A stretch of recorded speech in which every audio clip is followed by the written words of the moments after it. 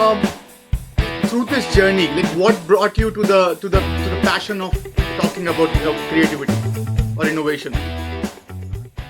What I realized early on, I mean, sort of introspectively, is I've got so many flaws. Like you don't have a long enough program to count them all. But the one thing I was kind of good at was looking at the world creatively. And the thing was interesting to me though is that I didn't think it was something that I'm naturally talented in. I just sort of developed those skills over the years.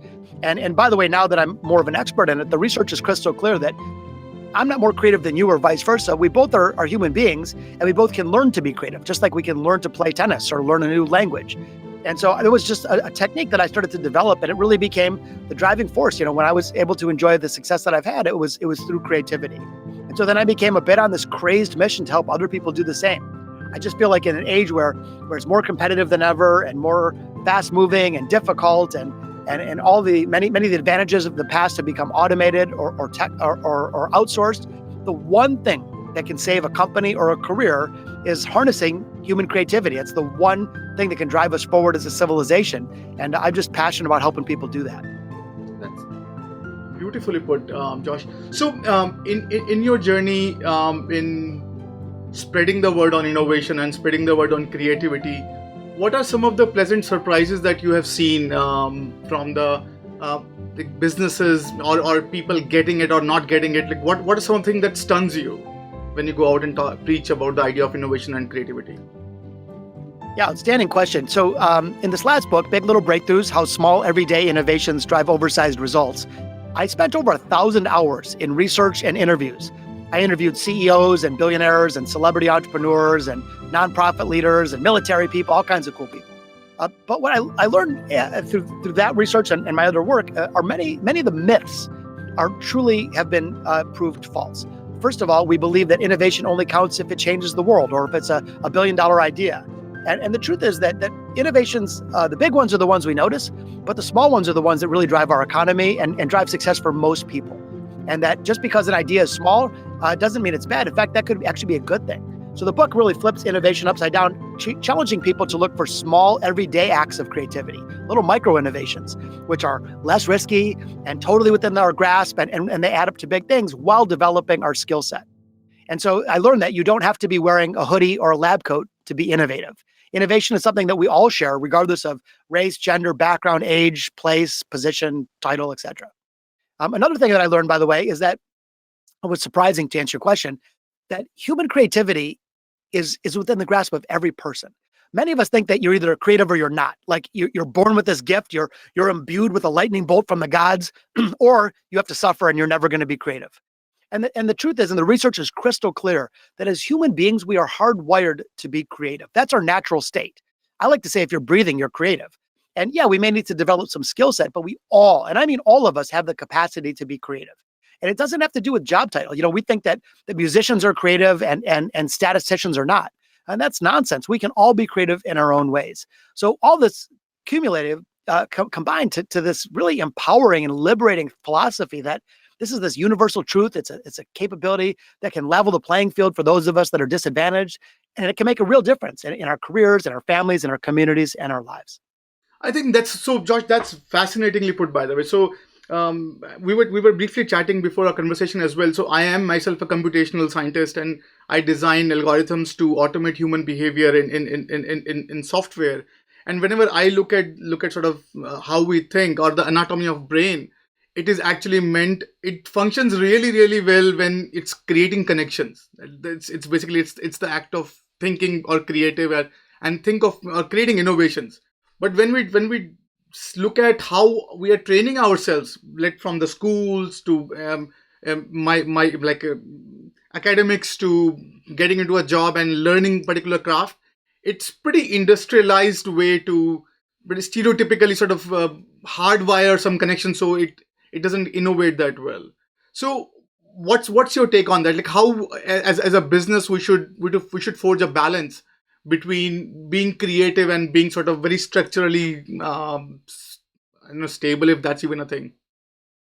Well, there were two questions, yes, in there. The first one was around education, and I think you're totally right. Unfortunately, our educational system tends to beat the creativity out of us rather than help us develop it. I mean, you've never met a 5-year-old that isn't creative and Yeah. curious, and but then it's been said that we start kindergarten with a full set of crayons, and we graduate high school with a single blue ballpoint pen, and that's a shame. By the way, I'm not vilifying teachers. Teachers are heroes. It's a systemic problem. And think about what you were told in school. You're told that there's only one right answer and you better not make any mistakes. And guess what the teacher knows? And meanwhile, if you follow that path in the real world, it's a surefire path to mediocrity. Mm. Furthermore, we tend to, especially now more than ever, specialize.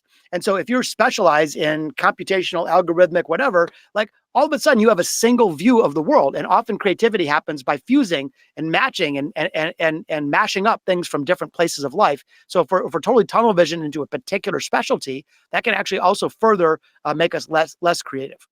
That's the bad news. The good news is that all of us can regain those skills. Again, it's really a natural state.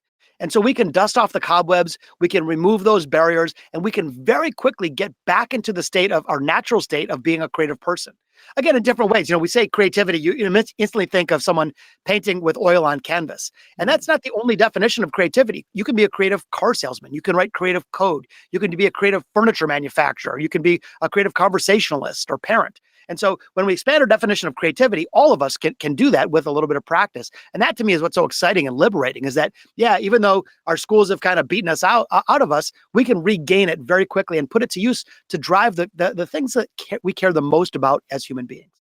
I think that's beautifully put, Josh. So, if you look at basically any company's inception and how they are formed, so some companies, so if you are at a scale stage in your incubation or in your journey, so the math works. You know that you don't have to be innovative, just do it more, get more hired, and if you are sort of in that rut of scaling or sort of expanding, like many times I spoke to businesses who are hiring rapidly.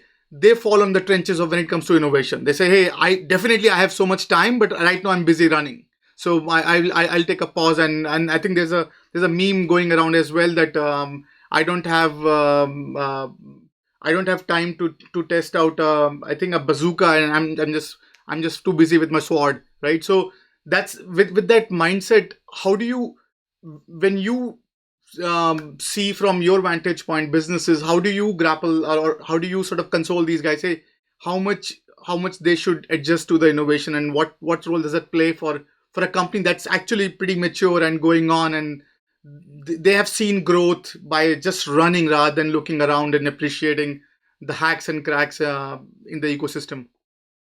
We're exactly right that many organizations hire smart, talented, creative people, and then they don't let them use any of those skills. And so I think as leaders, a primary role of leadership, in fact, is to create the cultural conditions to optimize the creative output of your team. If you think about it as a natural resource that becomes a significant competitive advantage when harnessed, it's almost irresponsible not to. And the companies that never create, all they do is heads down execution on the past. Let's look at those. How did that work for Pan Am Airlines? How about Oldsmobile? How's that working out for Oldsmobile? So like you look at all these, business graveyard is littered with people that were good at executing, and they just extinguish the creative vibe. So I think that here's what a leader's responsibility is. First of all, to recognize that creativity should and must come from everywhere. If you have 10,000 people, it shouldn't be from the 5 people in the R&D lab. It should be from all 10,000 people. And furthermore, people can create in different ways. We think of innovation as product innovation or marketing innovation, but why can't you have safety innovation or process innovation? So I think we can operationalize creativity as a tool and apply it to almost any area of business. So the first thing that leaders need to do is remove the fear. Fear, not natural talent. Fear is the single biggest blocker of creative output. It's that poisonous force that robs us of our best thinking. We've all done it. You're in a meeting, you have a great idea, but instead of sharing it, you hold it back because you don't want to look foolish or say the wrong thing. And so fear and creativity cannot coexist. If a leader has a platitude in the lobby that says, we love innovation, but then when someone shows up with a half-baked idea, they're sent to corporate timeout, you've trained that person to never share creative ideas again. So the first job of leaders is to create a cultural environment that supports ideation, that supports and nurtures creativity, the good ones, the bad ones, and everyone in between.